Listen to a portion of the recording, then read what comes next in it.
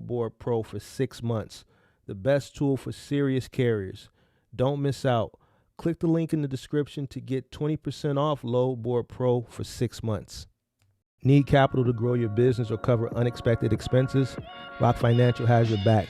Whether you're looking for a flexible line of credit, a fast cash advance, or tailored working capital solutions, Rock Financial makes it simple to get funded, often in as little as 24 hours.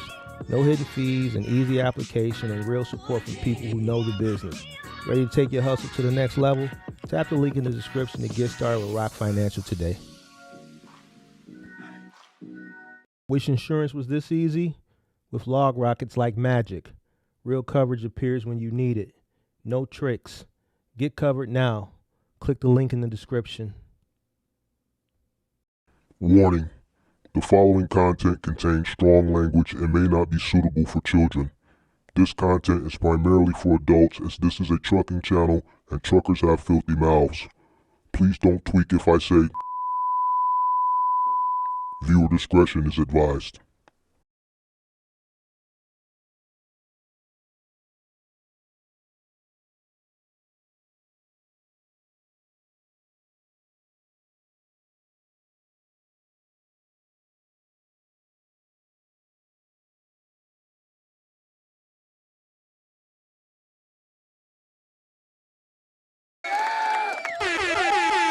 Sweet. What's up? Come on over, make sure you guys hit the like button, subscribe to the channel.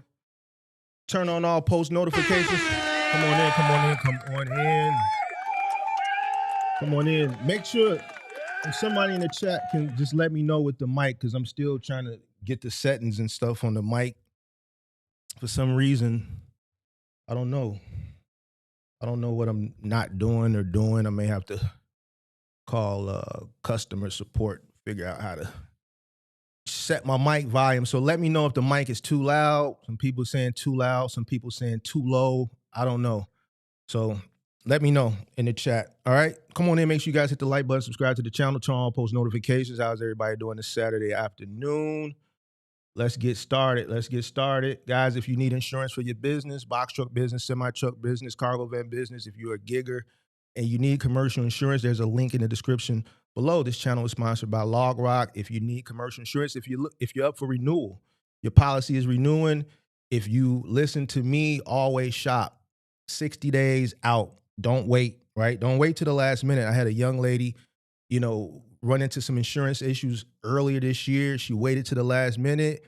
Her insurance lapsed. She lost all her contracts, all right? So you always want to shop at least 60 days out for new prices, cheaper prices. Just don't let it roll over. Always shop for the cheapest prices. There's a link in the description with LogRock. LogRock actually converted a lot of people that was sent from my channel last month, and they converted over because they were able to get them better rates. And I'm being honest with you. I'm not just telling you that to do it. It's the truth, right? That's why they're still a sponsor of the channel. I disappeared for over 30 days, and they still sponsor the channel. So that should tell you a lot. So they converted a bunch of people over, and they were able to save them a lot of money on insurance. So there's a link in the description below for LogRock, whether you're coming into the business or you are looking to renew. The people over there at LogRock will be able to help you out, and just tell them Big Mark sent you. Come on in. Make sure you guys click the like button, subscribe to the channel, turn on all post notifications. Shout out to SD. Shout out to Jason Williams representing Jackson, Florida. Shout out to Sage in the building. What's going on, Sage? Shout out to Michael Benitez. Shout out to Box Truck Dan. What's going on, representing Stockton, Texas. Who else we got? Shout out to Ty. Shout out to everybody in the Discord. What's going on? Shout out to, who else we got? David, what's up? Who else we got? Shout out to Marcellus. Yo, what's good? I reached out to Sage for insurance, waiting to see if he can make something happen. Okay.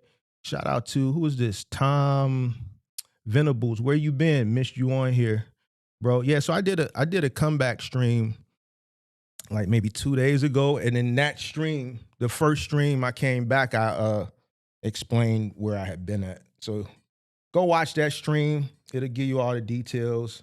It's kind of long-winded, so I don't want to, waste time on this stream re-explaining it. I may clip that part of that stream out, because I know a lot of people haven't seen the last 2 streams. So I know it's probably going to take a couple weeks as people trickle in and I get back into the algorithm for people to know that I'm back. And, obviously people want to know why. A lot of people were messaging me over the course of the last 30, 40 days. And I responded to some I didn't get a chance to respond to. But to all the people that were reaching out, just to check on me, I appreciate it. I appreciate those people that were even concerned that maybe something had happened to me. Pop Sosa reached out and he thought I got picked up by ICE, which I don't know why he would think I would get picked up by ICE. I'm black as hell. I was born in Chicago at Rush Presbyterian Hospital, and ICE don't want my black ass. ICE want me to come help them. They looking for people. I think they offering like a $50,000 bonus. Yeah, they said they're gonna pay you 90, and if you come, now I see why them ICE agents is really aggressive, because they giving them 90, but then they giving them a $50,000 bonus, sign-on bonus. So shit, them ICE agents, I see why they so aggressive. They being incentivized to be. So, but now I've been Gucci. I'm chilling. I'm Gucci. Shout out to Kiana in the building. All right, so yeah, come on in. Make sure you guys hit the like button, subscribe to the channel, turn on all post notifications, and we're going to get straight into it. And we're going to talk about Final Mile. We're going to talk about Final Mile and why it doesn't really have a slow season. It doesn't really slow down. And I'm going to be honest with you, and I'm just keeping it a buck. And it's not because I'm a Final Mile and moving guy. It's, I'm just keeping it a buck with you. I think it's the best path to sustainable growth. Not because I've done it, but since I've been creating content and coaching people and just dealing with people directly in this journey of this, helping people in this content creation with my experience, the people that have chosen the moving and the Final Mile path, and I'm being honest, this is where I've seen the most growth, especially at scale. All right. A lot of people that come into the OTR are the people that and it's obvious. Like when I used to say it, 3 years ago, I used to get a lot of pushback. And, a lot of people that you guys seen it play out on the channel, people that did give me pushback have had to come back and walk their words back and apologize to me on live streams because they needed my help and they've had to transition over to the Final Mile. You see what I'm saying? Or have transitioned over to moving. And then a lot of the moving guys, man, this moving money is different. Now we see why you can talk shit and swallow spit, because this is a whole different type of money. It's a different type of money, but it's not for everybody. So I'm not saying go out and do it, because from a person who's done it, who's gone through, understand what it entails from all aspects, I know it's not for everybody. It may not be for you physically. It may not be for you because you may not be in the right market, right? You may not be able to mentally deal with the type of people and have a stronghold and be able to stand on shit with the type of people that you need to build a business in this lane to do that type of work. You're dealing with a different type of individual. You're dealing with real type of people, and you have to be a certain type of individual to stand on shit in that type of industry to be able to grow, right? So it's not for everybody, but the people that have listened, that were, having difficulty in middle mile, that have transitioned over to the Final Mile moving, I've seen the most growth. I want to acknowledge two people. I acknowledge J. Cole a lot, but I want to acknowledge Jonathan. I want to acknowledge Jonathan. He's somebody that's been watching the channel for some years now. And, when I started the Discord, he was in the Discord, and Jonathan started with a cargo van. And I remember him being in the Discord pretty much all day, like a lot of people were in that early phases of the Discord. And I remember him and a few other people were doing like roadie, right? Because they just didn't have dedicated opportunities with their cargo van. And this was literally just last year. He was just doing roadie stuff in his cargo van, and he's gotten into Final Mile from the fitness equipment. That's his lane. He does fitness equipment, delivery, and he's landed dedicated contracts, and I think he's at 2 16-foot box trucks and the cargo van now, if I'm not mistaken, dedicated. This is every day. Now, that is a final mile lane that's very difficult as well. Those treadmills, those ellipticals, a lot of those full gym build, because he does full gym build outs for a lot of high-rise apartment buildings that's going up, condo apartment buildings, new constructions, gyms. So he's doing full gym build outs, and these projects may take a couple days, because he's doing full gyms, but full gym build outs and fitness equipment pays exceptionally well. But it's not for everybody, but it's sustainable because it's dedicated. He doesn't have to go shop every day. He can pretty much forecast his income. All right. So we're going to talk about it. So shout out to Jacob as always.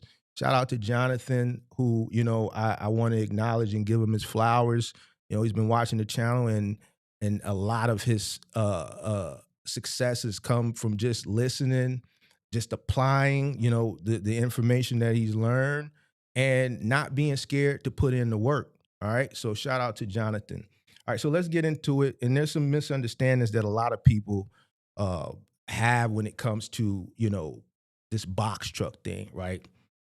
So first thing is, people think every part of trucking slows down in Q1. All right. Not true. That's not true. Like general freight, yes. And it's obvious why general freight slows down in Q1. Doesn't slow down for final mile, especially on the appliance side.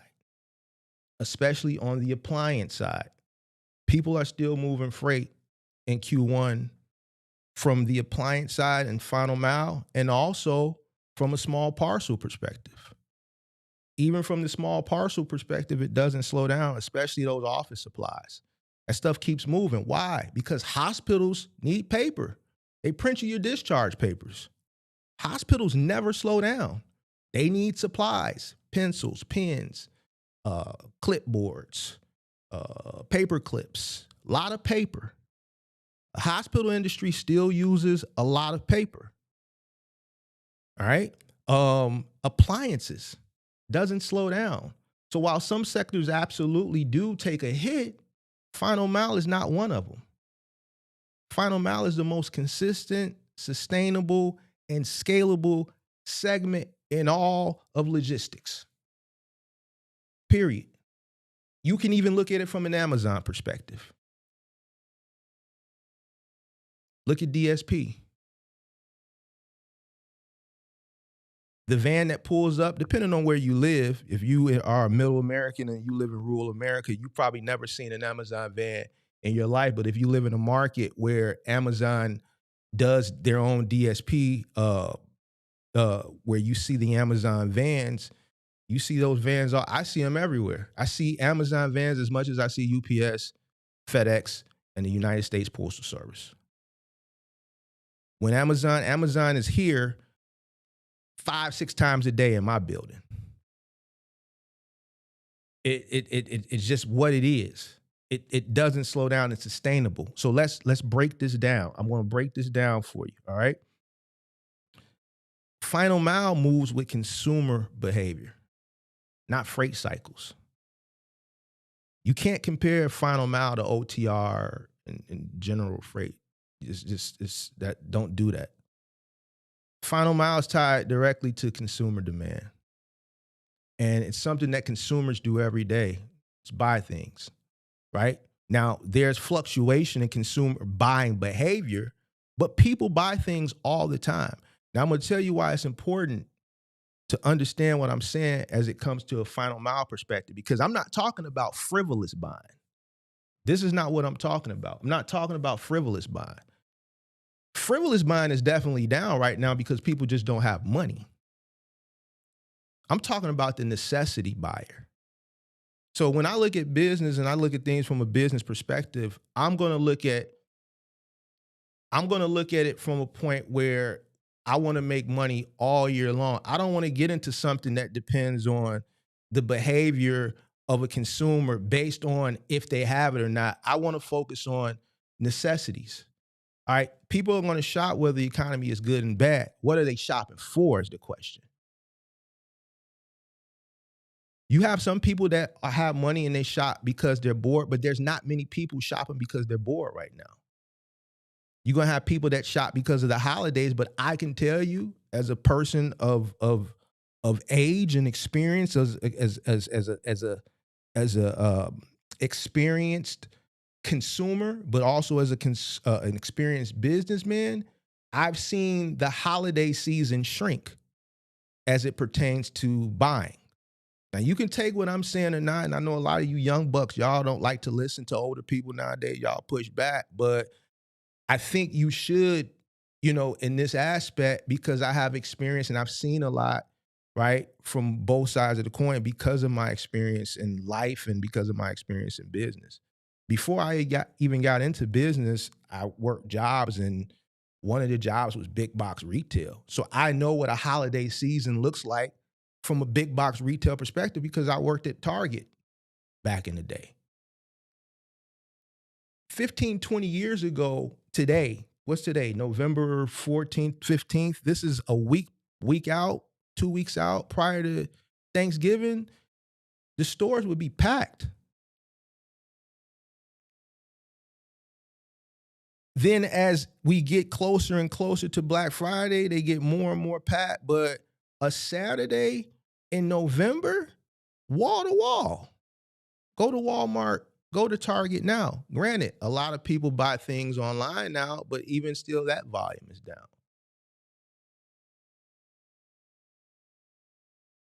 A lot of things have changed. And I'm going to get more into that a little bit later in a different live stream because I want to stay on track with this one. Final mile is important because of necessities. People shop because things break in their home. Unfortunate situations, they may not plan for it, but some of these things are just things that people cannot wait to buy.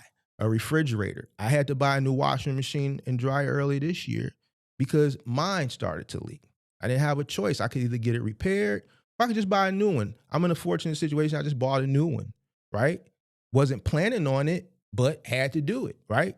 These things happen all the time, right? This is why Final Mile doesn't slow down because right now, somebody's dishwasher went out. Right now, somebody's refrigerator went out. Right now, somebody's washing machine and dryer went out. Right now, somebody's stove went out. And they may have had it for 20 years. And it just doesn't make sense to spend $300, $400, $500 to repair a stove for a part when you can go to Home Depot and get a new range for $700, $800. Just get a new one. Appliances break year round. Mattresses are replaced year round. Listen, let's keep it a buck. Let's keep it a buck. Y'all wanna have the real conversation? Let's have it. You might have to replace your mattress. Listen, you might go out tonight. You already know where I'm going with this.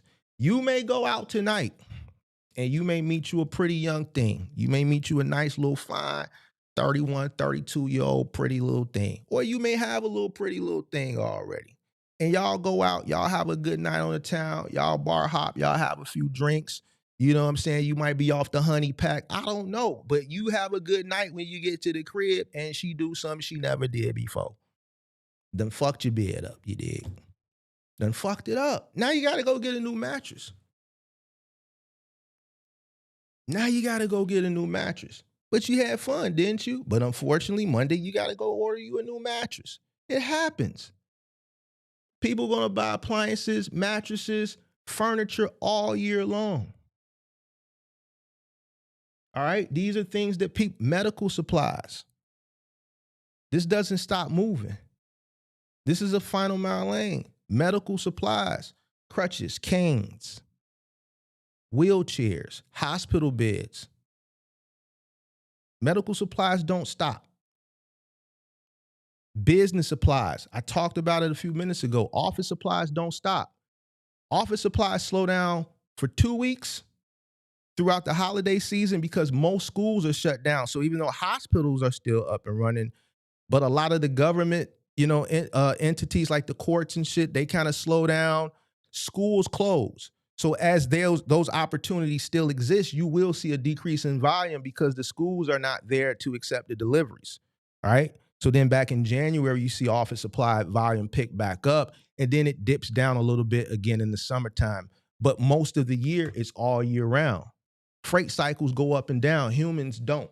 Humans' needs don't. Certain type of final mile products are evergreen, and they're built out of necessity, not maybe. Low board shit is maybe, because you don't know if you're going to. I talked to somebody this morning. He only ran 3 loads last week. A person who has a final mile contract, whether it's a 5, 6, or 7 day contract, is working either 5, 6, or 7 days, right? Because they have a guarantee. They don't have to worry about maybe. I talked to a guy literally this morning on a call. He only ran 3 loads last week, gross $1,900.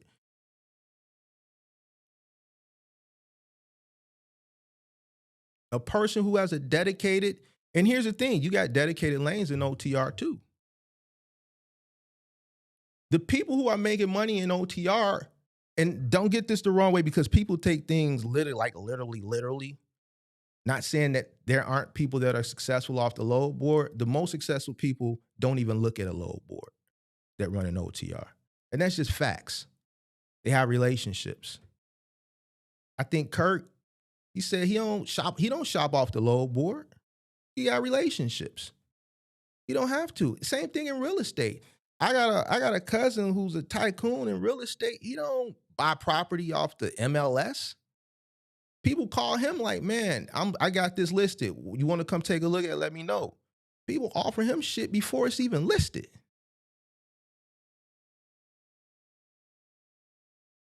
Real money is built off relationships.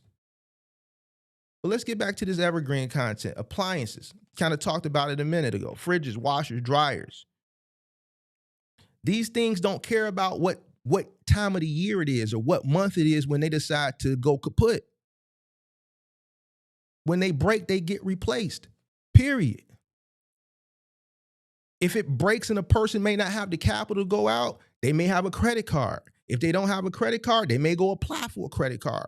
At the end of the day, a person who is, let's say, married with 2 or 3 children can't go without a refrigerator. They're going to get a refrigerator, hell or high water, even if they got to do it on a pay-by-force situation. That's just something that is not going to slow down. It's not going to stop because it's necessity. Furniture, you see furniture volume pick up really in moving season and tax season. Furniture slows down in January. That 1 month only. It picks back up in February. Why? Because February is tax season. Moving is slow in February, depending on what market you're in, but furniture really picks up in February. Tax season is a demographic that does all their shopping. Tax season. We know what demographic that is. Let's just keep it a buck. Fuck it. I'm going to just call it what it is. I particularly would stay away from certain areas, not purposely, but then come February, it's like it was inevitable. I didn't have a choice but to send my trucks into certain areas because this is where the volume was, because it's tax season and specific demographics are buying furniture during tax season. And that's just what it is. I'm going to keep it a buck with you. I'm not going to sugarcoat anything. Medical equipment, non-negotiable. Never slows down. Never slows down. Retail and commercial final mile. Store fixtures. Office supplies. Technology, shelving, displays. Signage. That's a whole niche that a lot of people don't tap into for final mile delivery. Another one is like what I was giving John his flowers, fitness equipment. That's a niche within itself. A lot of people stay away from it because it's heavy lifting. It's heavy lifting, and on top of it's heavy lifting, if you get a final mile contract for appliance delivery, 9.5 times out of 10 is going to be white glove with assembly, and then that's where the tedious part comes in. Assembling fitness equipment is not fun. It's tedious, rigorous, just boring work. but it pays exceptionally well. I had the Nordic Track contract once upon a time, and Performa. We used to do a lot of Performa with Dick's Sporting Goods. So now imagine having a full gym build out that's a 2 or 3 or a week project, depending on the scope of the job.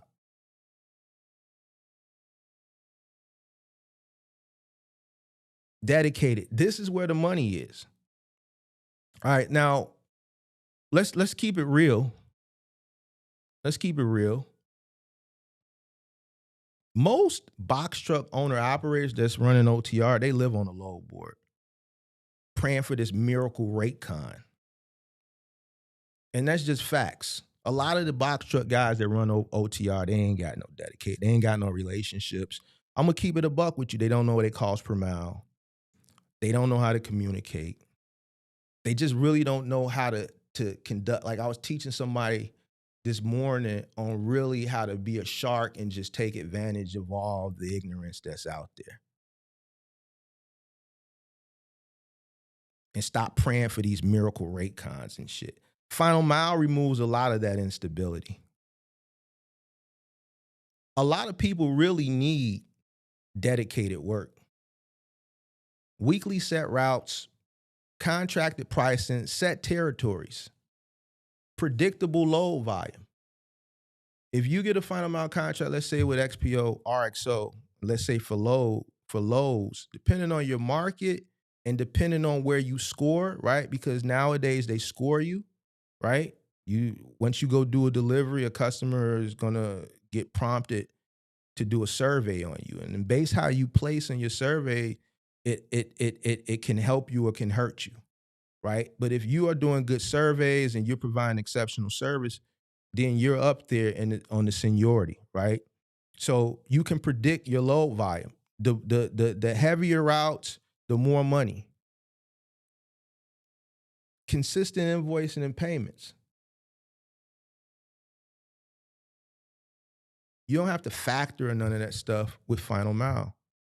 You're getting paid weekly for the most part. You're not fighting 50 or 100 other people in that market for this one load. It's dedicated. You know your route. You got your route. You know if you have a 5, 6, or 7 day contract for Lowe's, IKEA, Best Buy, whatever, you know as long as your truck is there at 5:30, 6 o'clock in the morning, load out, you're going to get 12, 13, 14, 15, 16, 17, 18, 19 stops. Whatever your guaranteed minimum is, you got, plus whatever incentive bonus you get for going above whatever that minimum threshold is. It's there. You ain't got to worry about it. You're not fighting with nobody. Your freight is there. Dock number 19. That shit is you. You ain't got to fight for nobody for that shit. It's there.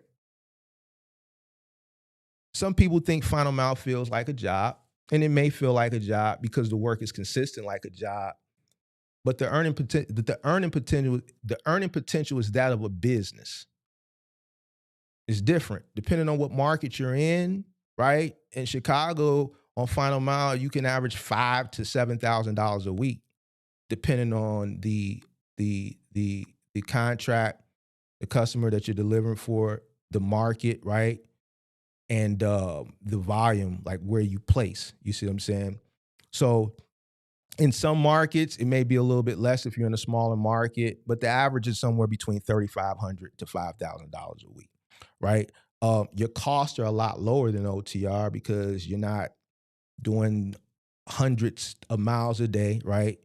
You're running in a more dense area, so your maintenance over the course of the year is lower because you're not really running the truck ragged like a person who's driving every single day hundreds and hundreds of miles. Less money in fuel. So your cost savings are there because your expenses aren't as high as a person that's running OTR. Now, retail does slow down in Q1, all right? Construction slows down, import volumes, they shrink, rates tank, supply exceeds demand. Supply is exceeding demand right now. A few days around New Year's, final mile does soften. A few days, that's it. but the work doesn't stop. And this is how you win with final mile. When you get in the final mile, and this is something I've been teaching people and training people for some years now, it's all about where you place once you get into that 3PL.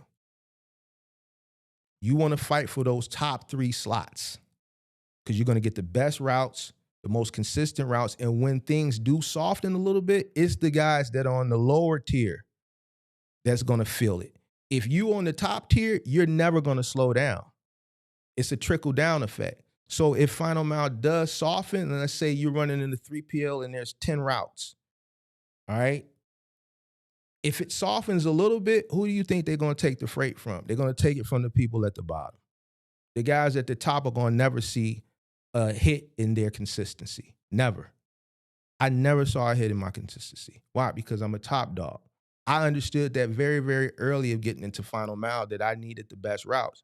When you come into final mile, they're going to give you the worst routes because you on the new. You on the new. You not coming in on some big dog shit. You're going to get the furthest routes. You're going to get the routes that the big dogs that's already been there with the seniority that know what to get, that's fought for the best routes. You don't get those routes. You're going to get the routes with the most difficult deliveries that's the farthest away, depending on the market that you're in. Now your job is to get to become a top dog. So now you got to fight, scratch, and claw to get to those positions.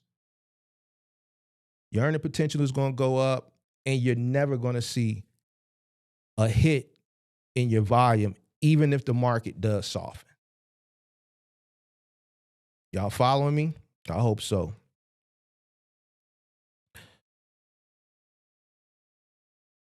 Let's look at some real world patterns. And I want to tell you another reason why final mile does not slow down in Q1. Hit the like button, subscribe to the channel, turn on post notifications. Although people stop buying as much in Q1 because they spent so much money during the holiday season, what picks up in Q1 for final mile? Let's see if anybody knows in the chat. What picks up for Q1 in final mile? What picks up for Q1? Shout out to Hero Charm in the building. I see you. Long time no see. What picks up for final mile in Q1? Let's see if anybody knows. And I'll give you a clue. It's not like an appliance, or it's actually like I would say, let's say like a lane. So it's not like appliances or furniture. What picks up?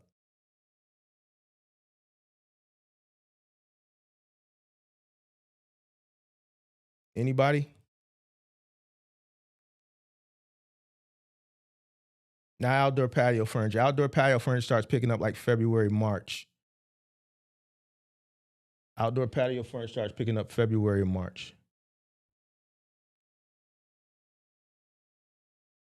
Anybody? Give you a few more seconds. All right, let me help you out. Reverse logistics. People start returning things. Now, the beautiful thing with final mile is you pick the shit up. You get paid for the delivery. You also get paid for the reverse logistics. So in Q1, people start returning things like crazy. So pickup volume increases in Q1 for final mile. Pickup volume increases. All the big and bulky final mile shit that was delivered for the holiday season, you have to send a big and bulky pickup to pick the shit up. The husband that bought his wife a new living room set that she absolutely hates, guess what? A 26-foot box truck has to go pick it up. I used to make just the amount of money on reverse logistics that I did on delivering shit. And the biggest contract that I had for reverse logistics was fucking Wayfair. I just don't even understand how Wayfair makes money. 50% of the shit we delivered for Wayfair, a week or 2 weeks later, we had to pick the shit up. It was unbelievable to me at that time how much I'm like, how is this a $1 billion company? How are they making money? I figured out how they make money because the shit that they sell, it's like 500% markup, right? A lot of the stuff sometimes when they wouldn't even send a BOL for pickup. The customer would request a pickup return. They'd obviously send my company to go pick it up. They'll pay me to pick it up. But once it got back to my warehouse, some of the shit, they didn't even want me to prepare the shit back to them. They just told me to destroy and discard. So you mean to tell me you paid me to take this living room, this bedroom set, to drop it off in Barrington, and then 2 weeks later you send me a BOL to send a truck to go pick it up, break it down, right? Because it was a white glove. So now you send me a BOL to go send a truck out there, to go out there, disassemble the stuff, pack it in the truck, bring it back to my place. And now you're like, we don't even want it. Even though it's still new, we can sell it for 50% off. We don't want to pay the shipping from your place to our place, destroy it and discard it. But pickup volume increases in Q1. Tax season boosts appliance and furniture delivery in a specific demographic. I'm going to keep it with Black people start buying furniture and appliances in February. You're going to see a lot of your deliveries going to shift from other to Black in February. It's just what it is, all right? So tax season boosts appliance and furniture buying. In my market, I seen a shift. It went just Black people just spend their tax money on that shit. Let me give you another a tip, and this is something that I learned a lot in my tenure and I experienced. What do big corporations do at the end of the year? I'm giving you a lot of game right now. What do big corporations do at the end of every year? I gave you guys a story on a really big contract that I got at the end of the year for the people who've been watching my channel. And then if you remember that story, you'll know where I'm going with this. What do big corporations do at the end of the year? What do they do? Anybody? Come on, business people. What do big corporations do at the end of the year? How y'all got LLCs and S corps and don't know this? There we go. Somebody spending money. So the contracts that are like furniture based and office based, you will see an increase in Q1. I had a company that hit me up in November. I told this story. They ordered 100 chairs for 2 offices here in Chicago.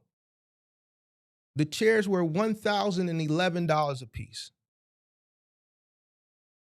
They spent over $100,000 on office chairs in December. Office chairs. They said, hold them. We don't even want the delivery now. They wanted the delivery top of the year, sometime in the middle of January. They didn't even want them assembled at their place. Gonna order them, ship them to you, assemble them there, hold them, and then we'll contact you sometime in January for the delivery.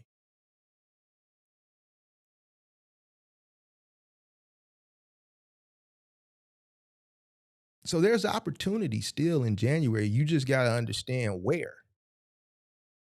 There's always opportunity. In good seasons, in bad seasons, there's always opportunity. Always.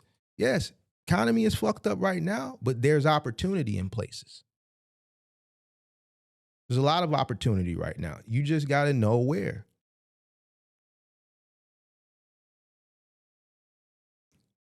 Deliveries from companies spending excess money for tax reasons, right, are happening in the top of the year, but you also have new budgets that are rolling out for business as well in the top of the year. So either way, commercial deliveries increase at the beginning of the year. All right? So let me tell you why Final Mile is better for new operators if done right. The first thing I'm going to tell you before I even get into this is you need proper training.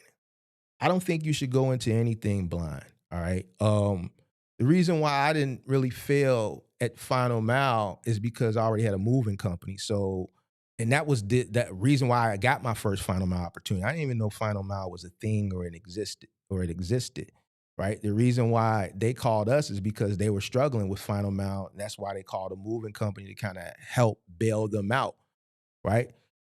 with Final Mile, you probably want to go work for a company first. I'm gonna keep it a buck, even though it presents a great opportunity for scale, longevity, things of that nature. Claims you're dealing with an animal that's different from OTR. OTR, you just back into a dock, they load it, you load it, whatever, you secure it, you drive it, you back into a dock, somebody unloads it. All right. There's liability there, but there's less liability than Final Mile. Why? Final Mile, you get to a dock, you gotta look over the shit, right? Because once you put it on your truck, it's yours. So whatever imperfections or damages, if you didn't catch it at the warehouse and it goes on your truck, you sign off on them, it's on you now. Even if it was there, that's on you because you didn't expect it properly. All right. So now you got to transport Mark's $3,000 LG wash tower safely. That means you need to, secure it properly, make sure it doesn't shift in transport. When you get it to Mark's place, now you got to unload it. You got to deal with the obstacles that may be presented depending on the setting. Is it a tight setting? Is there stairs? Is there a tight hallway? Is there an elevator? So on and so forth. Understanding Final Mile to the people that don't, most appliances got to come in the door raw. Right? What do we mean raw? I mean raw. If it's in a box and you leave it in the box because you have space on the truck, sometimes you may have to unbox the things at the warehouse facility to free up space because a lot of the appliance packaging is very big and bulky, big boxes, oversized boxes to make room for the styrofoam that's in the boxes to kind of cushion the bumps and lumps in transport. Some of this stuff is coming from maybe overseas, Samsung, LG, comes on a container, cargo ship.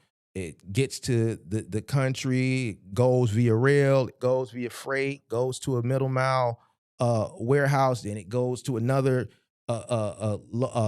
maybe local 3PL facility. Then it's got to get loaded into your truck, then you got to transfer it to consumer. It's a lot of handling on that. So the packaging is very big. So sometimes you may have to unbox this stuff at the 3PL, right? And then that means you have to wrap it. Nobody wants scratches, right? Boom. You get it to the customer's house. Now you got to unload it and deal with the obstacles of getting it in without damage it. And now that presents another form of liability because you're crossing the you're crossing the threshold and you're going into the customer's home. So now you got to worry about scratching the floor, nicking a wall, scuffing a banister, maybe pulling up or messing up the carpet, getting the carpet dirty. There's a lot of ways that you can be liable there. There's a lot of opportunity for claim, I should say, with Final Mile. I got a guy that was in my Discord. We joined a few months ago. I think he had a settlement for $22,000, right? Final Mile, 18,000 of it though, they took claims straight off the rip. He had 18,000 out of a $22,000 settlement or 22,000 in income for that short period of time, that month, that first month of Final Mile, 18,000 of it was claims.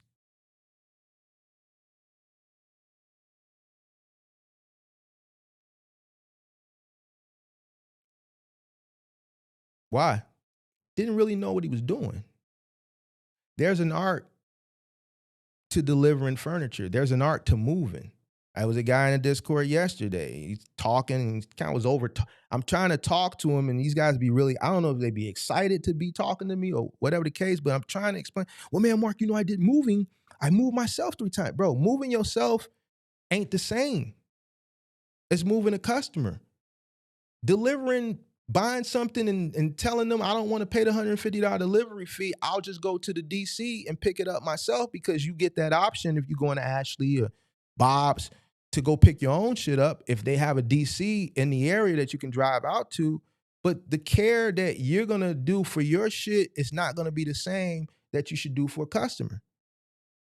The care that I would do for my shit is going to be the same care that I do for a customer because I buy nice shit. And whether I bought nice shit or didn't buy nice shit, I'm still going to take care of my shit because I know what it's like not to have shit. But some people don't operate like that. You got to learn how to do this shit. You can make a lot of money in Final Mile.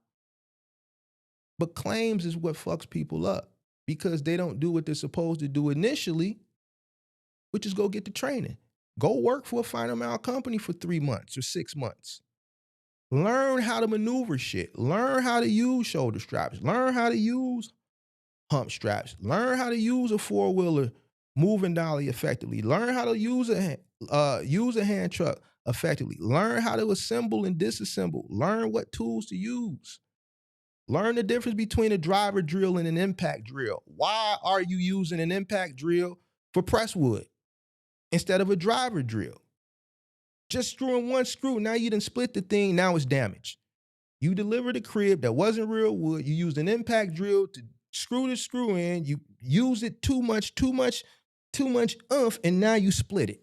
Why are you using an impact for something that already has a pre-drill hole with that much torque, that much power, when you also got a driver drill? The hole is already there. These are all the little intricate details that you wouldn't know if you've never done this work before. I can tell you this shit because I know what it's like because I've done this shit for years. I paid claims. I know what it's like to pay claims. The key is to keep your claims down. You're going to get claims. It's inevitable, especially if you scale. If you got a multitude of trucks, not everybody is you. You're going to sacrifice your body, right? Because it's your business and you want all the income. You don't want to pay out nothing. If you got to sacrifice a shoulder or arm to get some shit in, not to get paid, yeah, you going to do that. Buddy ain't going to do that. So you got to understand, there's going to be people out there, they may just made a mistake. I've had people miss a stair. I've had people slide down the ramp. I had people fall off the back of the truck. Shit happens. I've fallen off a truck 2 or 3 times. I banged my knee on the damn ramp before. I banged my knee on the tailgate, the bumper before. Things happen. I've slipped. I've had muscles go out. So the claims are inevitable. You just want to keep them to a minimum. All right? Everybody follow me so far? All right, so let's talk about why Final Mile is better for new operators. And we're going to keep it basic. We're going to keep it, we're going to keep it surface level. Predictability. You can forecast your month. You can forecast your revenue, which helps you forecast your payroll. I say start it after you get proper training, you have the proper experience, find you a helper, pay them well, right? And you can predict. You're not shopping on a load board. Listen, to me, for show money is better than no money. Me personally, and this ain't, a knock to OTR guys, because I know a lot of successful OTR guys, but they don't operate the way that the unsuccessful OTR guys. Their mind frame is totally different. But I think a lot of people may thrive better when they have some level of predictability, stability. One contract can anchor your business. A big reason why my Final Mile business really, really took off, outside of the fact of timing. Yes, I know timing played a significant role in my growth in Final Mile, right? But that one contract that I got, that I was commissioned, right, was the anchor. That 3PL had other contracts. Because I went in there and did an exceptional job with that contract, I was able to grow within that contract, and the word spread to the ops supervisor that was in that 3PL facility that was over the Office Depot contract, and offered me an opportunity. So now I'm running 2 contracts in there. And then from time to time, I would help out with Granger. But that original contract with IKEA was the anchor.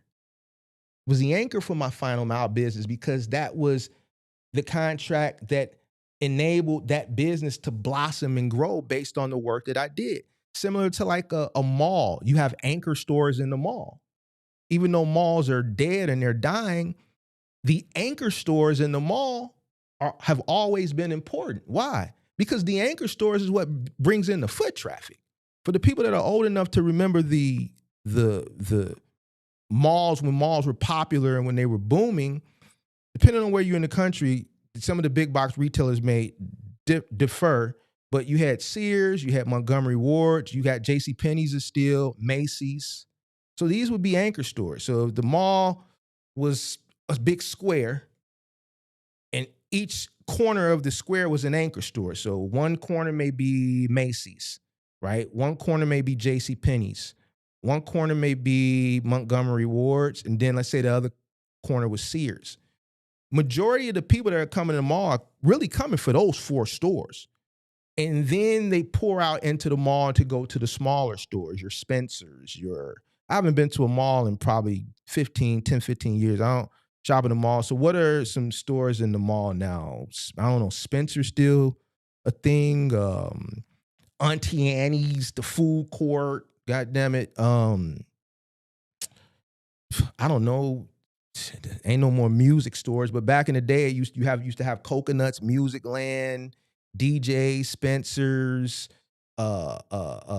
shit. Just a little small, franchise. The Gap, Old Navy, Abercrombie, those stores. But the anchor stores is what brought the foot traffic. Why? Because Sears had everything. They had clothes, they had appliances, they had electronics, they had everything. J.C. Penney's, clothes, home furniture. They sell drapes, they sell blankets, they sell pillows, they sell pillowcases.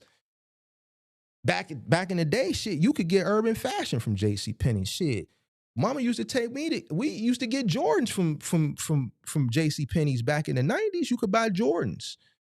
They had all the urban fashion that was hot at the time, cross colors, used, damage. Macy's, home furnishing, clothes, Sears, everything. These are the anchor stores. Without the anchor stores, the fucking mall dies. When the anchor stores started to leave the mall, that's when the mall started to die. Macy's left Water Tower here downtown Chicago. That mall is fucking dead. Macy's operated 8 floors in that mall. They were the anchor for that mall. When they said we out, the mall's dead, died with it. So one contract can be your anchor for business. So your business is not guessing. Those small stores in the mall knew they were going to get foot traffic because of the anchor stores. Now it was their job to sell once that foot traffic came into the store. Same shit. Local work. You home every night. A lot of y'all, I talk to people every day. Listen, we guys gotta keep it a buck. We in a society now where people don't want to work. So a person being away from home is just not a thing no more, man. Ain't nobody finna be over the road. And this is one of the biggest obstacles that the successful guys that I know that are in OTR trucking, this is their biggest issue at the moment. The ones whose costs are low, who can operate, they got everything down pat, right? They're successful. They got everything down pat. Their number one issue ain't insurance. It ain't calls, high truck notes. It's people, turnover. Can't keep people in the seat long enough. Whether they are just bad, just poor people, poor drivers, just poor attitudes, where they have to, forcefully get rid of them, or a person they hire, I'm with it, man. I'm gonna come drive, man. I ain't got nothing going on, man. Just keep me out there. Keep me out there. They'll sell you that whole dream, and then once you get them out there, man, I gotta come home. That's the biggest thing. So you're home every night. So it may be easier to scale, from that perspective, but then here's the caveat for that. You need people that are willing to do the physical work.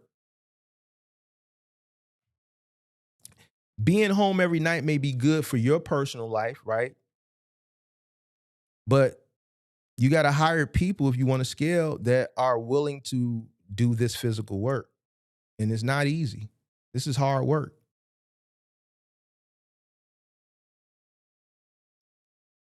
Now, there's lower risk in your truck, lower cost. You're not putting 650, 700 miles on your truck a day. Your maintenance and fuel breakdown costs are going to be significantly lower. But the trade-off for risk is what we talked about a few minutes ago. There's more liability as far as the goods are concerned and the property, because you're crossing that threshold. You're going into a consumer's home. I've talked to people that have had Pippi's in here. She's talked about it. She had a $25,000 floor claim due to water from a dishwasher, I believe.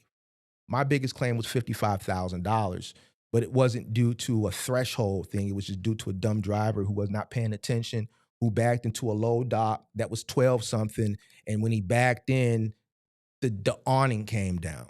55 grand. That was the only time I ever had to use my commercial insurance. And sure enough, they dropped me. And the next year I had to deal with Progressive for 1 year. And then my broker got me out.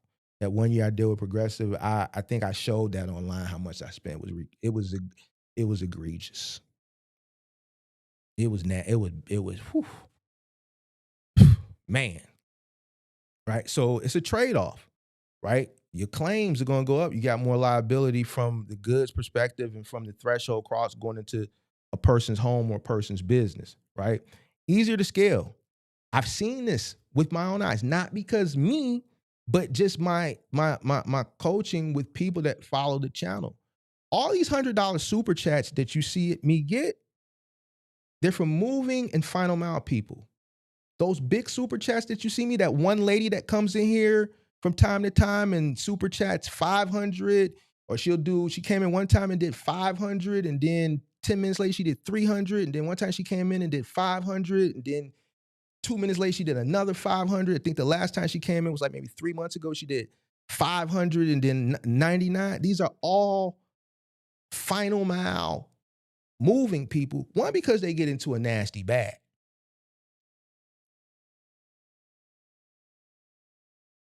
And two, because they're at scale. Jacob is at 7 trucks in 2 years now since finding the channel? And Jonathan is up to 3 in a year. And all he does is appliance deliveries.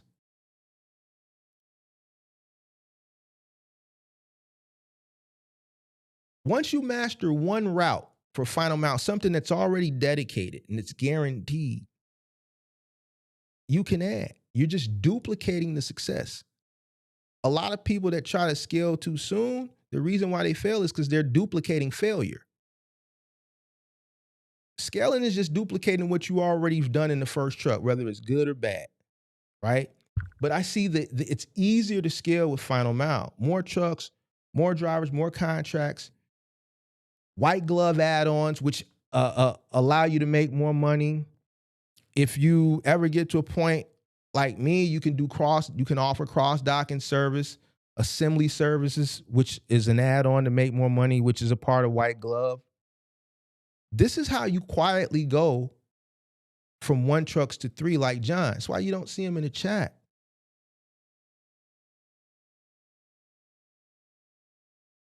This is how you quietly go from 1 to 3 and 3 to 5 and 5 to 8 and 8 to 10.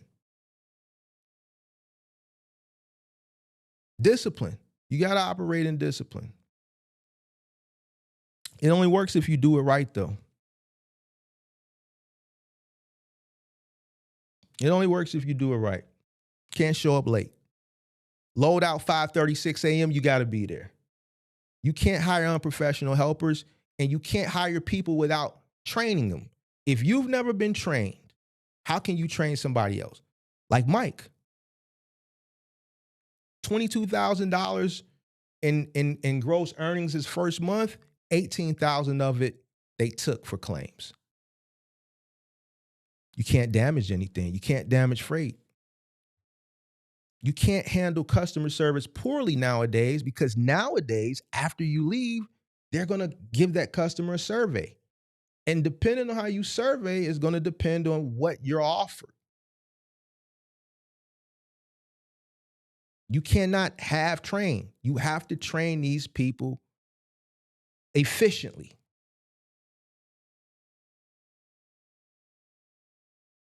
You have to make sure you have the proper insurance and compliance.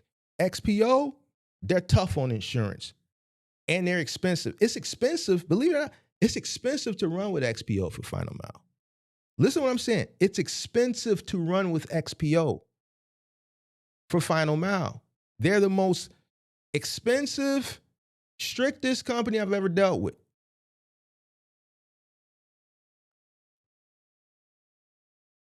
So even if you get into a company like XPO, let's say something that's less strict, right? As far as cost of coming in to get on board because they require things that a lot of other companies don't require, you have to make sure you got capital.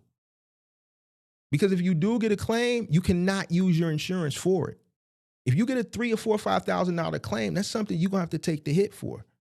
So you need to make sure you got enough working capital. If a driver damages a $3,000 refrigerator and your average weekly gross is $3,500, let's say $4,000, then you know you operating that week at a loss. Now you can negotiate with that 3PL and say, yo, can you take this out in weeks? I'll deduct $500 over the course of the next 6 weeks. Yes, some final mile companies will do that for you, but you have to be prepared for that.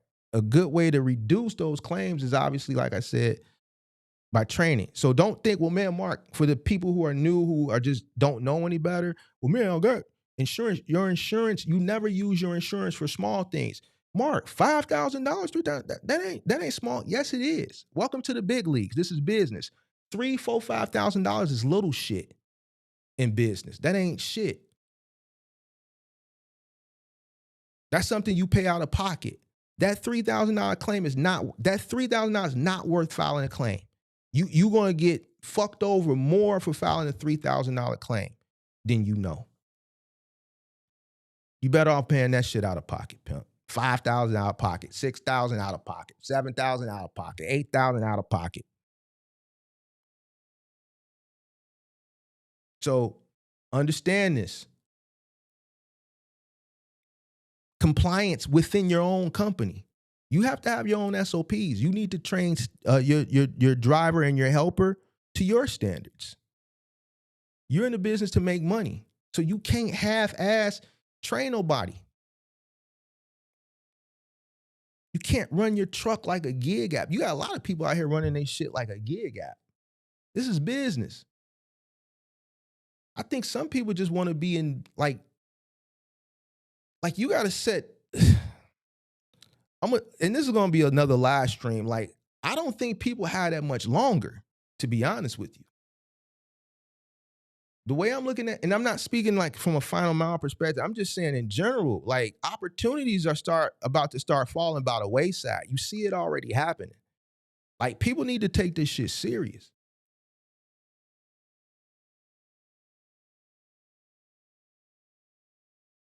Final mile is going to reward you when you have a system in place. A big reason why I was able to scale so aggressively because I had systems in place. Anytime they called me, the answer was yes. Yes is the answer. Now we just need to talk about the money. If you're calling me, you're desperate. So the leverage is on my side. I got you. I'm not worried about it. But I have a system in place. Once I realized that they was calling me every day, I already just had a truck and a driver already ready to go. And if for whatever reason they did not call me that day, I would just pay for that driver for a couple of hours, just coming sitting at the office and send them a while's way. If I gotta give them $50, $60, so what? I'm making $5,000, $6,000, $7,000 a day gross. I don't care about that, but I'm gonna have him here just in case. Hire properly. Train your team. I'm gonna always emphasize training. The people that's in my Discord, you know, I overly talk about training. I jump down people. I beat up on people who don't train. Anytime somebody come to me and they got this bad driver story or this bad helper story, the next question I have is what type of training? Like Manny. You know, I use real case studies based on the people that are in the community. So you know what you get. Wanted to come home, hired a driver who got experience, he sent them on the road. Manny, did you train him? You telling me now about this issue, did you train him? No, Mark, I didn't train him. Why not? I don't know. So how can you expect a person to meet certain standards that you never gave them to meet? So you just gave a person a key in the truck and told them to just go out there and just go.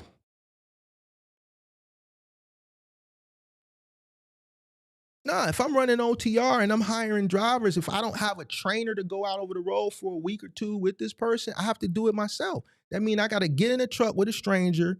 I'm going to have to pay for hotels. I'm going to have to take that hit throughout the training process because that's the cost of doing business. This is why I'm saying you want to make sure you keep people when you get them because onboarding new people costs. You're going to lose money. It costs it costs money to hire new people.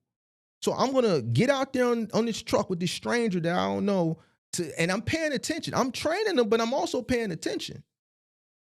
And this goes for the local shit too. Moving, final mile. I'm gonna get out there and I'm gonna see what this person is like. While I'm training them on the operating procedures, I'm looking at their habits too. Because if they got bad habits, they just got bad habits. They're not gonna even pay it, really even understand that I'm sitting next to him. Is this motherfucker, he got to look at his phone? Is this girl steady blowing him up? Is he twitching and shit? Remember, buddy, that called in the show, he had the driver, when he fired the driver, he found the foil and the fucking burnt up spoons in his truck. I'm looking at all of that. Man, we had people that's done come into the thing that we know is on the dope. You got some people that just drive trucks because they ain't got no fucking place to stay. So the truck becomes their home. I need to pay attention to who I'm putting out there in the truck because it's under my company, my insurance, and I'm liable. If this person go out and hit somebody, they're going to be suing my company for $1 million. You go hit and you kill somebody, that's my life that's fucked up now.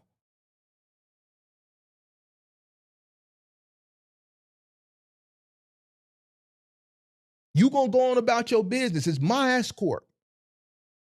It's that family trying to sue my shit. They trying to break the corporate veil to try to get to my personal shit. People don't think about that shit. People don't think about that type of shit. I think about all that shit. My biggest fear operating all them trucks in a busy city like Chicago was the trucks that operated downtown. Lord Jesus, please don't let one of these motherfuckers hit one of these bikers in these bike lanes while they trying to make a right turn or some shit. Please don't let one of these motherfuckers hit somebody that's running out in the street. Biggest fear. That and floors. Two biggest fears. I was scared to death of floor damage.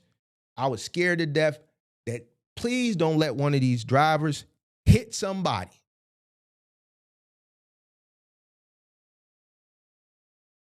I know what it's like to be sued for some dumb shit. Imagine a fatality. So why wouldn't you go out and train? From an OTR perspective, if you don't go out and train from OTR, you just a lazy person. I want to know what this motherfucker, I want to know their habits. Man, don't close my door like that. Don't swing my doors open like that. Make sure you latch them. Man, get all that shit up out the dash, man. Once you eat, man, take your garbage, throw it out. Keep you a little garbage bag on the damn shift and put your garbage in there. Don't have all this shit up in the dash. Man, clean up after yourself. Man, this is the equipment that I need to make money. I want it to last. Man, treat this shit like this shit was yours. I'm training on all that. I'm paying attention to all of that. From a local perspective, find them out. You have to get out there and train people. How to use this equipment. What equipment to use in what situations. What not to use. When to walk away and say no. I don't give a fuck what the customer says. Fuck the customer. Customer's not always right in this business. Mark, they say the customer's all right. This ain't hospitality. This ain't the hotel industry. This ain't the restaurant. This is not hospitality. This ain't hotel. This ain't tourism. This ain't the restaurant industry. In those industries, yes. Regardless of the situation, the customer's always right. Not in this situation. You have to train people. No, it's not going to fit. You know how I know? Because I was once naive. Don't worry about the wall. Just get it in. We'll patch and paint. We'll patch and paint. Don't worry about it. Just get it in here. Okay, dumbass. This the naive early day Mark. Okay, my stupid ass. All right, man. It's all in, man. So let me get your invoice. This is your total. What about the wall? What about the wall? You said don't worry about the wall. Well, you're the professional. You didn't have to do it. But you said don't worry about the wall, but you're the professional. You didn't have to do it. You told me, man, look, you're the professional. You didn't have to do it. The motherfucker flipped the script on my black ass. I'll never forget it, bro. I'll never forget it. And I've told this story a bunch of times. I'll never forget this shit. Flipped the script on me. Ran game on the kid. Customer ain't always right. It'd have been cheaper to just walk away. It ain't gonna fit. I don't give a fuck what you say. It's going back on the truck. Figure it out. Even if you running that for a 3PL and they charge you on the return because they have to send another crew out there, I'd rather take a $80 hit or a $50 hit or a $100 hit than a $6,000-$7,000 floor claim any day. Or $300-$400 patch and paint wall claim, right? Because even though patch and paint is less than $100, if they hire a handyman off Thumbtack or a contractor, they're gonna hit them upside the head. You can go out there and patch and paint for under $100. You can go out there and patch and paint for under $20. You want me to tell you why? You go to get you some spackle from Walmart. You get you a small putty knife, depending on how big the job is. If it's a small job, you get you a putty knife for the size of the job. You get you a thing, a spackle from Walmart. You can go to Home Depot. It's I got this shit too. It's the pink shit, right? You still under $20. You get you a piece of sand paper or a sand block. You get the paint code. You go to Home Depot. You don't buy the whole 1 gallon of paint. You say, I need a sample of this paint. $5 for that. $20. Do it yourself. It's too much game, bro.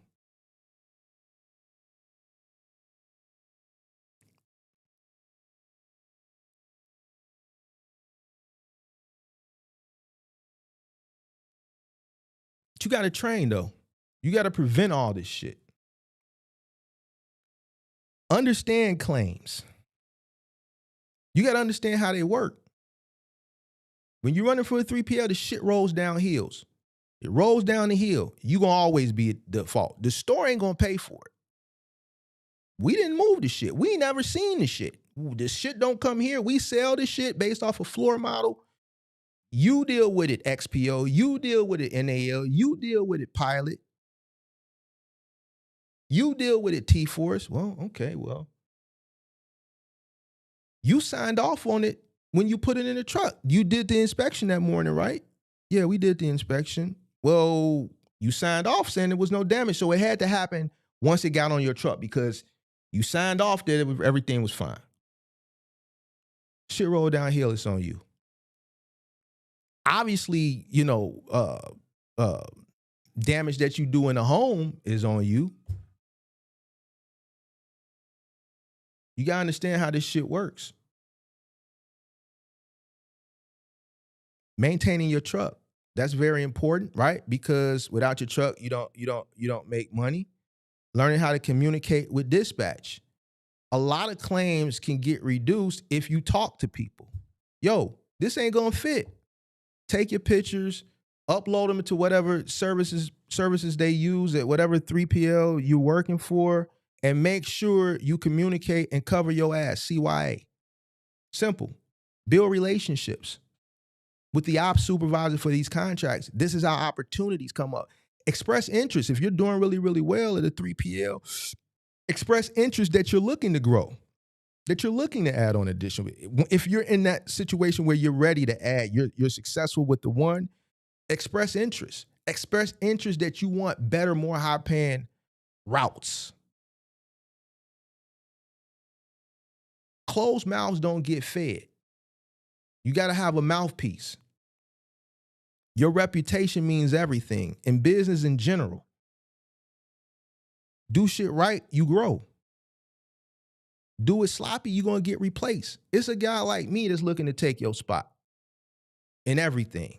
And I've talked about my strategy, and I remember the lady got mad at me on one of the live streams from two years ago. That's because she doesn't understand the way this shit works. If I see you moving sloppy and I got resources, I'm already up, I'm already successful, and I'm looking to add more, to me, I'm trying to get what you got. You already moving sloppy. So now I'm trying to get that. The only reason they probably ain't got rid of you is because they ain't got nobody to replace you. The moment that I say, yo, I'm looking to add more trucks and I'm already ranked up here, man, you think you can add another one? Hell yeah, when? Nigga, I'm trying to get your spot. I'm already covering for you every Monday because you like to watch football Sunday and you like to drink Modelo's and get drunk, and there's a pattern that you never come cover your route. So if I'm covering your route every Monday, I'm gonna express interest. Yo, every Monday you see the pattern. Man, Mark, you bogus. You said, man, I don't give a fuck what you talking about. I'm trying to add that extra because that's gonna go into the pot. That's going into the pot. Don't let your truck break down and I gotta cover your route. If you ain't smart enough, your truck break down and you got a guaranteed route to take your punk ass and go rent a truck to make sure you don't lose your route, and you sit your punk ass at home for a week or 2 or 3 weeks while your truck is in the shop and you don't go get it, and that I'm covering that shit. Mark, you can add a temporary truck for 2-3 weeks. Sure. Nigga, I'm lobbying for your shit. You don't want it. You mean to tell me you had this contract all this time and your truck break down and you ain't got the resources of the capital to go rent a truck to maintain the shit that you got? You can't protect your shit? Man, let me get that. Man, Mark, you bogus. I'm bogus then. Fuck it. I need it. So now when you come back, they may have an opportunity for you, but then you back on the bound. Now that sweet route that you got, that was only like a 15-mile radius route. Ooh, that's right by my yard. Ooh, it's covering all the little spots around the yard. So now my driver is happy because he don't have to drive all the way to the northwest suburbs. He right around from the yard. So as soon as he hit his last stop, he 5 minutes from the yard. He can just drive the truck, park, and go home. He ain't got to sit in traffic for two hours trying to come from the north suburbs back to our yard on the south side. I need that because I want to keep my driver happy. I want to reduce my costs. Now, this truck ain't burning that much fuel. You got a sweet fucking route and you don't want to protect it? Let me get that. I'm going to show you what to do with it.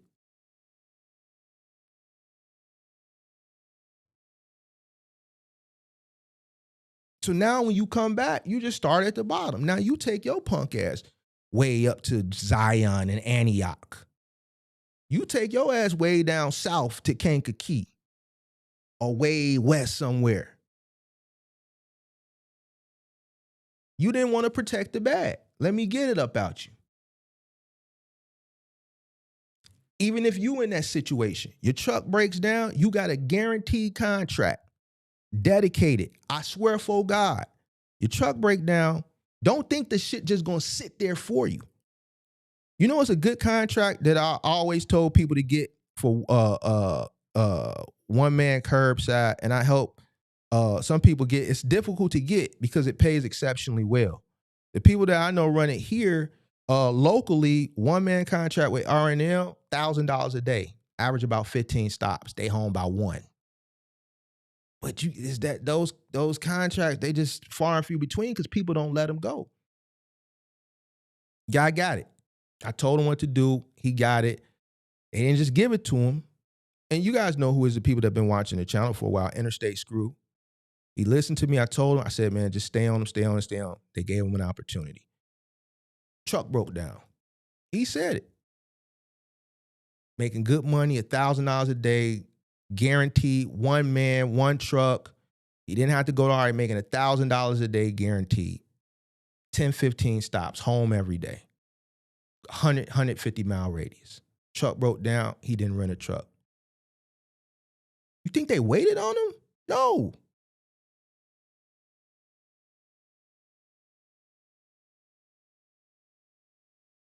Nothing stops for you. You got to protect your bag by all costs.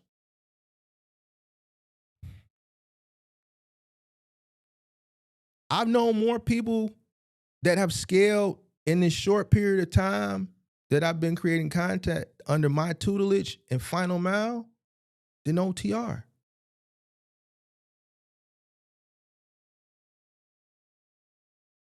They didn't get there from chasing lowboard. They got there from consistency. Contracts, dedicated routes. Even the people that I know that have scaled in OTR, same shit. Dedicated contract relationships.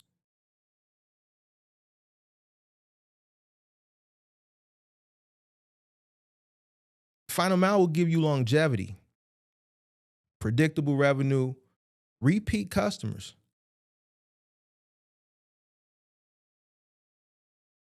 Scalable contracts. Home Depot, that's scalable. Lowe's, that's scalable. Bob's, that's scalable. IKEA, that's scalable. Office Depot, that's scalable. Staples, that's scalable. Best Buy, that's scalable. These are companies that are moving units. You want to have contracts that you know you can grow with and expand.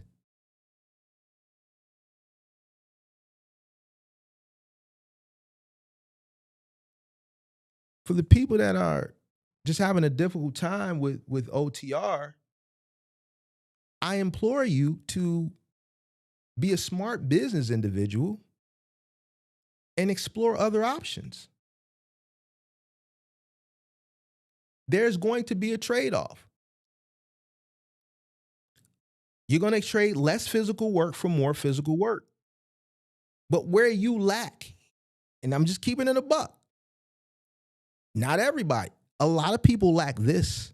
You need a lot of this for OTR, especially from a math perspective. A lot of people don't have it. I think some people need something dedicated, where it's just guaranteed so they don't have to use much of this. As long as they show up on time, have discipline, all right? They have a standard operating procedure, right? They know how to work in compliance, right? They don't damage shit. I think that's the best opportunity. And I think that's the best course a lot of people should go down. But you got to work. Every person I talk to that is struggling with OTR, which, listen, the numbers are not fake. Majority of people that come into OTR fail and are struggling for various reasons that we talk about all the time. But it takes a lot of this, and there's a lot of people just don't have it. And that's just the thing. I think some people need something that is a little bit more dedicated. People are going to keep buying. Life is going to keep happening. Things are going to keep breaking. Businesses are going to keep operating. Routes are going to keep running. It's just what it is. A lot of shit in Final Mile is a necessity. It's not something that people need and buy frivolously. And that's it, man. I'm not gonna drag this out, man. I'm gonna look at a few of these questions and I'm gonna get out of here.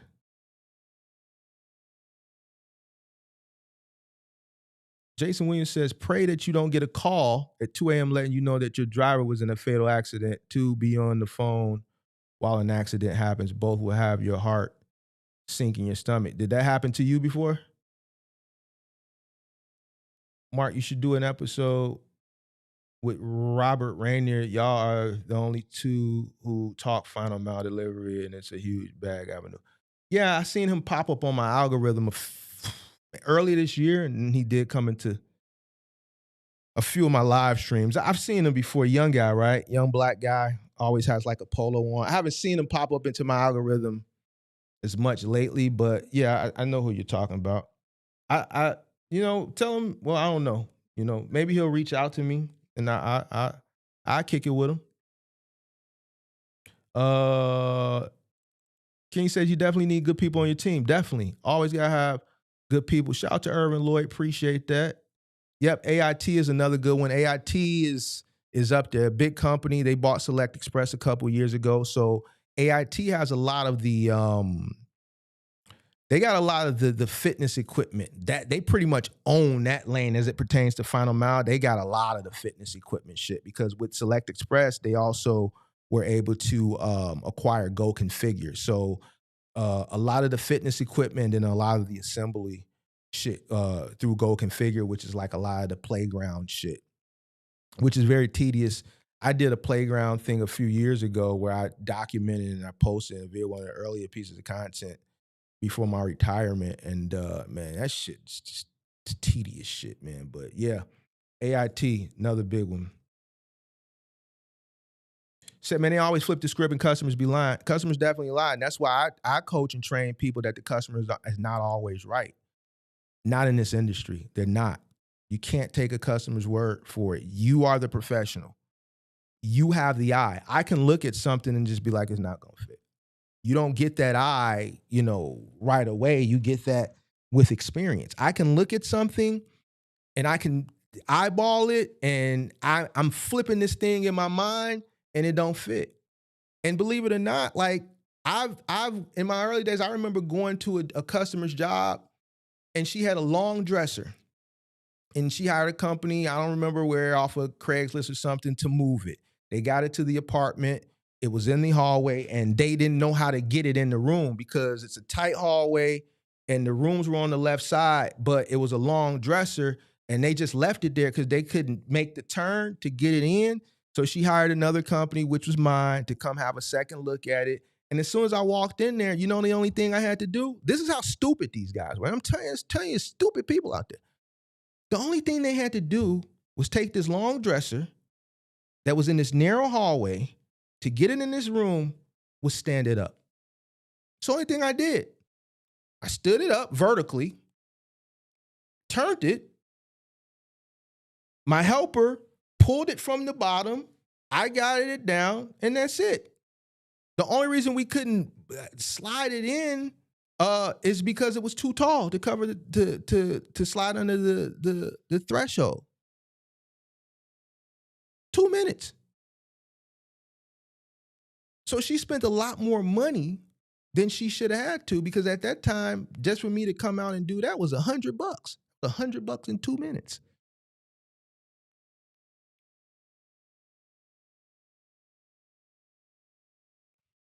So, let me see. This is a good one. Listen, one day I'm going to do an episode on communication, because I talked about communication yesterday, and somebody in the chat said some very ignorant shit. And I want to talk about that. I want to talk about how you talk, because that's something very, very important. Like the way I see and I hear some of these people talking when they be in these customers' home. And actually, shout out to Moving Company Hustle. I think he walked in on one of his crews. He pulled up and did a surprise pull up on one of his moving companies. And as he was approaching them in the hallway, he heard how they was talking vulgarly and stuff in the customer's home. Like that's very important. And that can leave a negative stain on your company. So you have to, when you hiring people, you have to train them on even how to communicate with each other in front or in and around a customer. Just because the customer is not in the room with you does not mean they can't hear you. Man, the dude said yesterday, oh, you got to put your white voice on. What the fuck is a white voice? I never known. All I know is good English and bad English, proper English and improper English. There's no such thing as a white, a black. This type of voice is either you got proper English or you got improper English. So once you learn how to enunciate your words correctly, yeah, you can turn your enunciation down a little bit when you are fraternizing with, friends and associates from your community, your upbringing. Yeah, I'm not gonna if I'm talking business or I'm talking to a customer, my enunciation level is gonna be different than I'm talking to phone. I'm not gonna, when I say phone, I don't say phone. You dig what I'm saying? So I know how to switch it on and switch it off because they not gonna understand that. The way I talk to the homies is gonna be different how I talk to the customer.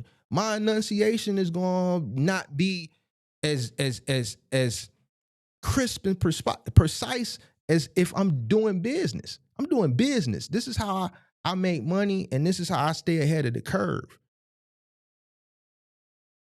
If I'm in an industry where, so the moving industry, and this is something I talk about when I do my teachings, most people that you move, especially people that are in apartments, they move every fucking year. You book a move with a customer, this can be a customer for the next 10 years. Why would I jeopardize that? Every year, I should be doing more repeat and referral customers than I'm doing new customers. A big portion of your business should be repeat and referrals. So why would I jeopardize somebody that's moving into a 1-bedroom from a studio or moving into a studio? I'm moving them out their parents' house into a studio. So that means this is a person who's just starting their career. They're just getting on their feet. So guess what? They ain't gonna be in the studio for long. I want them to remember we did a great job. You got our card next year. You already done made money, your job. You got a little bonus increase next year. Mark, it's that time of year again. Y'all moved me last year. Y'all did such a great job, man. I'm moving to a 1-bedroom downtown. Can you come get it? Absolutely. Boom. A year after that, they met the love of their life. Boom, we moving into an apartment together. It's bigger. Why? Because they got 2 incomes now. So now they can move a little bit farther up in a nicer building. So now I'm finna move her out of her apartment to the new apartment. But then she booked me on the referral to go move her boyfriend out of his apartment into the apartment together. So now that same customer, this is my 3rd time moving her, but this move is 2 moves now. 2 years from now, they got married. Now they getting a starter home. Now we moving her to a 3-bedroom down the street. 2 years after that, boom, they got their starter home. Now I probably don't see them no more, probably for another 4 or 5 years when they get the bigger home. So if I fuck that job up the first time, I never see that customer again. I do a good job all the way down to the communication and how the behavior on the job turns into a lifelong customer. And not only does it turn into a lifelong customer, that's where you see the tree. Boom, this is the customer here. Now, boom, we moved the boyfriend. Boom, she referred me to a coworker. Now the boyfriend, he got 3 homies that need to move in July. Boom, so now he turns into 3 referrals. The coworker then told other people at Deloitte. So now that turned into 10 more people over there. And then those 10 people are referring people. And then this is how you get, hey, I got a referral. And this is how you build your business. But guess what? This one person started the whole fucking thing. You fuck that up, you lose all of that shit.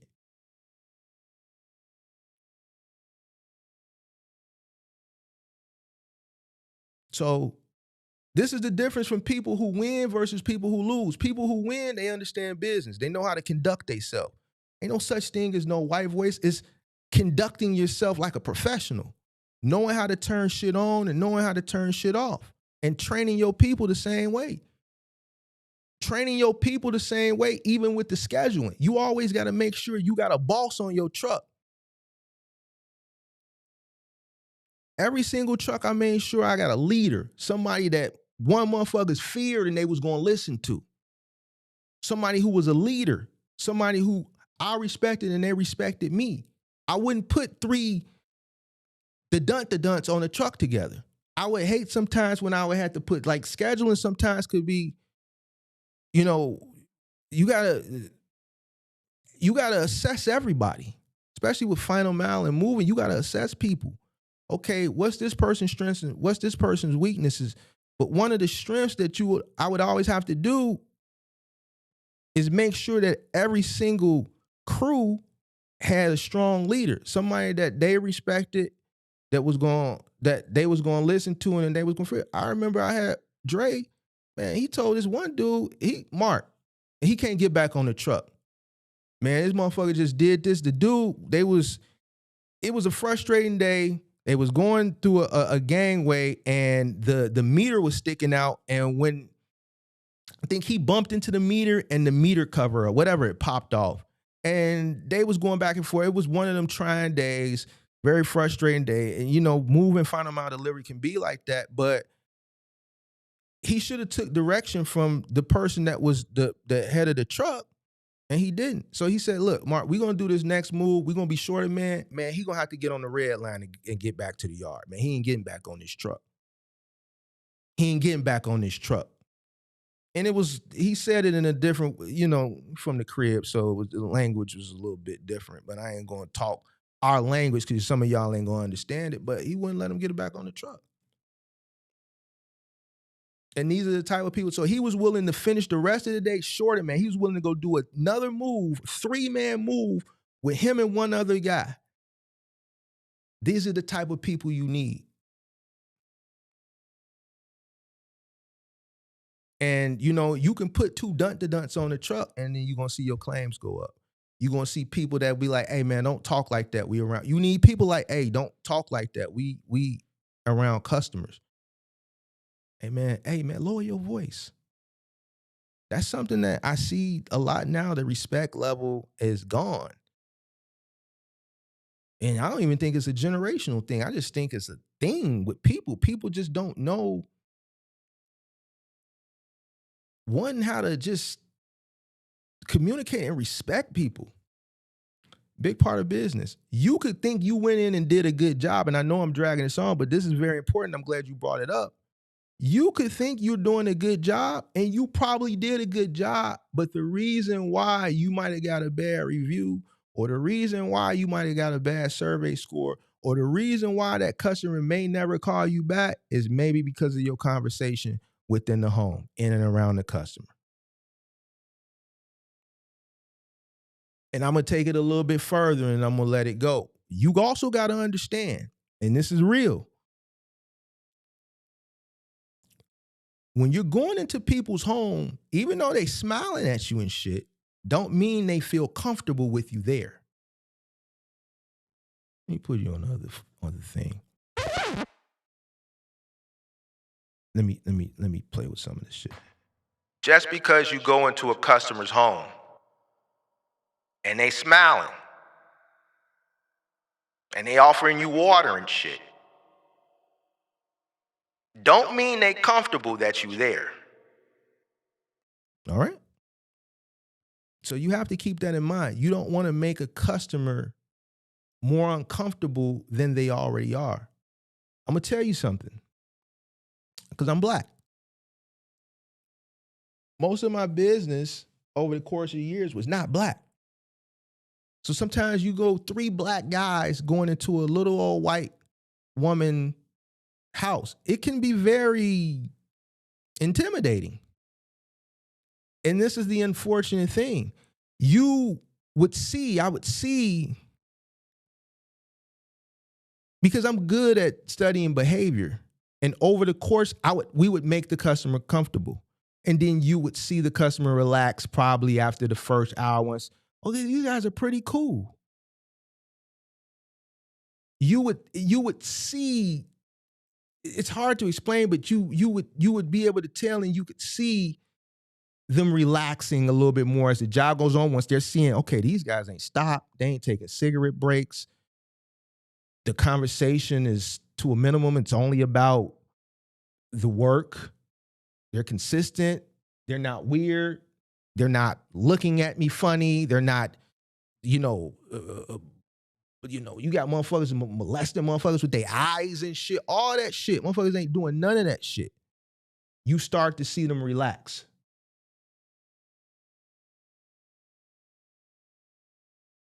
All that matters in business, especially when you're dealing in a business where you're dealing with the customer very, very close up like that. You're going into a person's personal space. It can be uncomfortable. These contractors that's been in here for the past month, I'm not like uncomfortable with them, but I want them gone. I don't want people in here because I'm wiping shit down and shit. So imagine 3 burly dudes and you delivering something to a little old lady's house. Yeah, it can be uncomfortable. So you don't want to make them more uncomfortable. That's a good point, Chucky. And I think I'm gonna do an episode on that and go further into detail and just give examples of what and what not to do and learning how to read the customer. Like you got to be able to read the customer and study the behavior of the customer.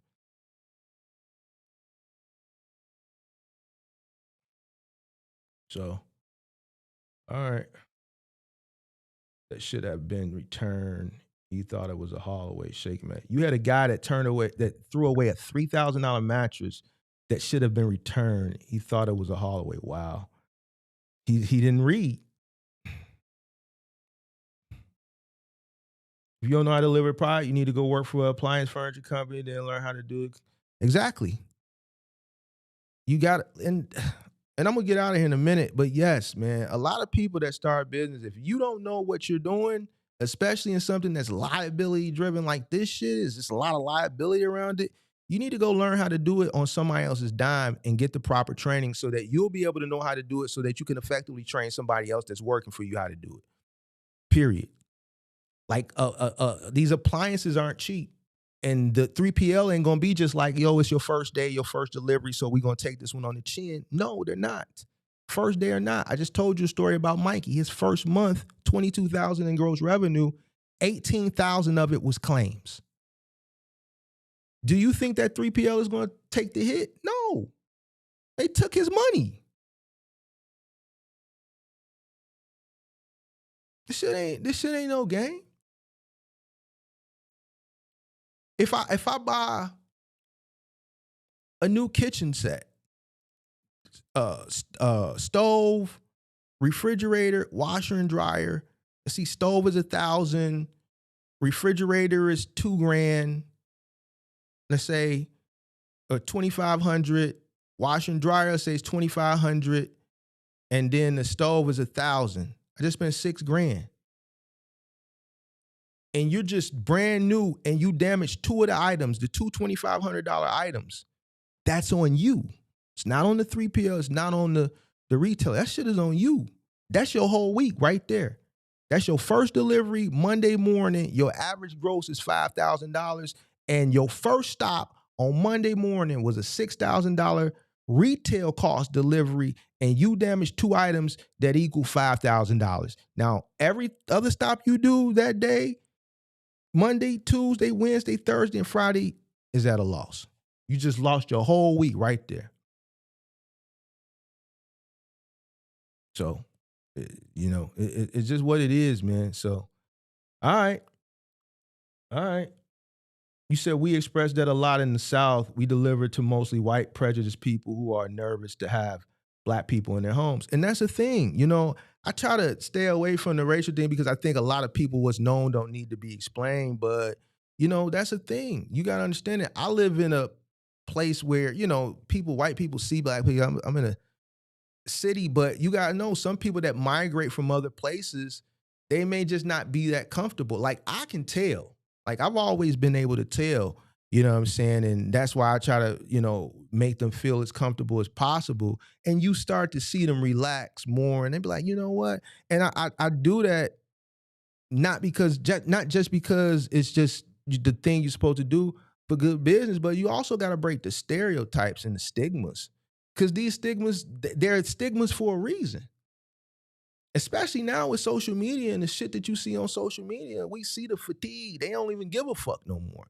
You might go in the house and say some shit. You might get called the N-word now because now it's shit. They got the fatigue thing going on. People just feel comfortable now. It's just what it is.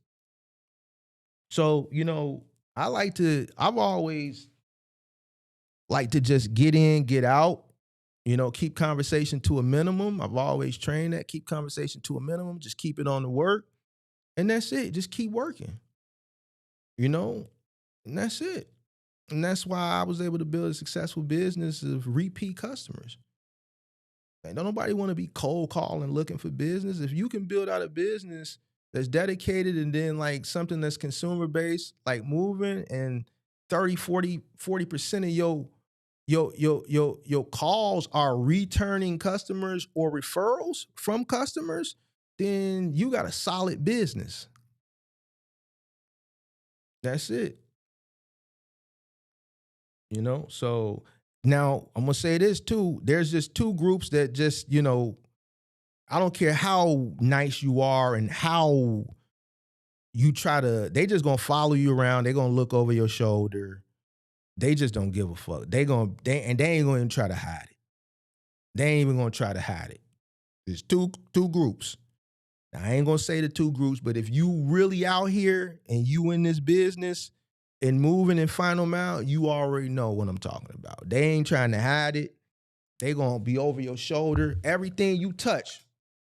Listen, one of the groups, no matter what you do for them, anytime you do something for them, especially like on the moving side, not so much on the final mile you in and out. So on the moving side, if you move them, they're going to make sure they family is there. They're going to call other family members. They're going to assign people to every room. They got it. If it's a 3-bedroom, they're going to have somebody in each bedroom. They're going to have somebody in the living room, the dining room, the kitchen, the elevator if it's an apartment building, and standing by the truck. I swear for God, I ain't going to say who. But every job that I did that was that ethnic, they had assignments. You were never finna be not being watched. Now the other group, they ain't got assignments, but they got people. They gonna have somebody follow you around. You wrapping the mattress, yeah, man, get back, son. Give me some room. You wanna jump in and help? You know, they following you. Hey, get on that. You make room for elevator. Listen, the elevator is full, bro. We barely can fit on here right down. Take the other elevator, take the stairs down 50 flights, go take the passenger elevator and meet us down. You can't fit. Like, what are we going to steal from the 50th floor to the first floor in the fucking elevator in the elevator shaft? Box Truck Dan got it. Chucky, y'all both got it. Y'all was on the money. See, that's why I know who really out here. I know who really out here. Nah, his name Jews. They got it. They both got it. They both got nailed on the head. So when you go do them, and I'm telling you that not to be funny or nothing like that, but you'll have people that aren't accustomed. Like you'll hire somebody who's maybe not be accustomed and they may feel offended. Man, they keep following me. I remember how they got, man, Mark, they keep following me and man, standing on my shoulder. Bro, that's what they do. Just let them do it. Listen, you new here. This ain't your first time move. This is your first time moving somebody, let's say Chinese or whatever, or first time moving to Pakistan or whatever. It ain't gonna be your last time. And I'm telling you this is just what they do, bro. They don't fuck with us like that. It's unfortunate. Over here on Big Mark Show. We gonna keep it a buck. We keep it a buck. This is this is what they do. So just get used to it and ignore the shit. Yes, it may be a little bit challenging for you right now because you probably never come in this close of because I'm dealing with niggas from the hood. You ain't never came in such a close proximity so this is what it is. Just ignore it, bro. That ain't gonna get you no tip.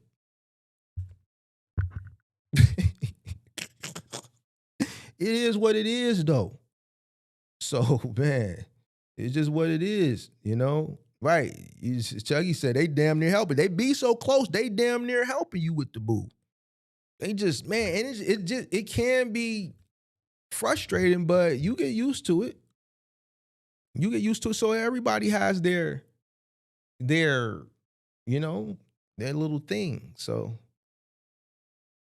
that's what it is. So, you know, another person just got to do the job, go to the next stop, speak kindly, and show them around. That's it. At the end of the day, I just want what they got, and that's that money. If you want to stand around, because now you in my way, so that's going to slow me down.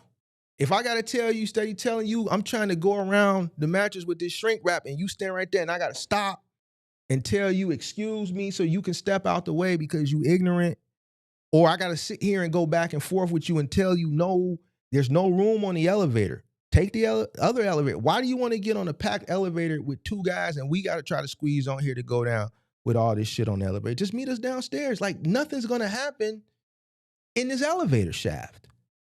The only thing that's going to happen is this motherfucker stop and we get stuck. This is just it. So all these little things, and then this is what really gets you. Once you load the truck up with these motherfuckers, any other customer, black, white, Hispanic, all right, you got the address to the drop-off, right? All right, man, we're going to meet you there. We're going to make sure the doors is open. We're going to put the dogs up, the cats up, whatever the case may be. We're going to meet you there. Why? Because we in a truck, it's loaded. We're not driving as fast as they are. We may not be able to take the same route as them, right? We may have to take a truck route, right? We may have to go around because it may be a low viaduct or something like that. I used to have to explain to customers all the time that my company would move, let's say, from like the north side to downtown, or let's say downtown north somewhere like off of Lakeshore Drive, that they couldn't get on the drive. Well, man, Mark, where's the truck? It's taking all day. We've been here. Man, they had to take Clark up. They had to take Halstead up. Why? Why ain't they just going? No truck. You're right. No trucks on the drive. One thing about these groups of people, they gonna follow the truck. They don't give a fuck about nothing. They not meeting you nothing. If you run the light or if you go through the yellow, they run in the red. They not letting they eye off that truck. Facts. They not letting they eye off that truck. By the time you load the truck, they got one of the people that's assigned, already got their car positioned behind the truck. It's 3 or 4 a minute. It's already running. When you close the door, they already there. As soon as you close the door, get in the truck, and you take off, they right behind you. You hit the yellow light, they hitting the red light. So it just is what it is. So, so it is what it is. But man, I think this was a good live, man. Make sure you guys, follow the channel, subscribe. Make sure you hit that like button. I think tomorrow we ain't did a call-in show in 2 months now. So I know we got a call-in show that I'm for sure, unless something come up for tomorrow with me, I think I'm gonna do the call-in show tomorrow evening, probably around 7:00 Central Standard Time. Appreciate everybody for tuning in. Hope you got some type of value from this live stream. And until the next one, guys, I'm out. Peace.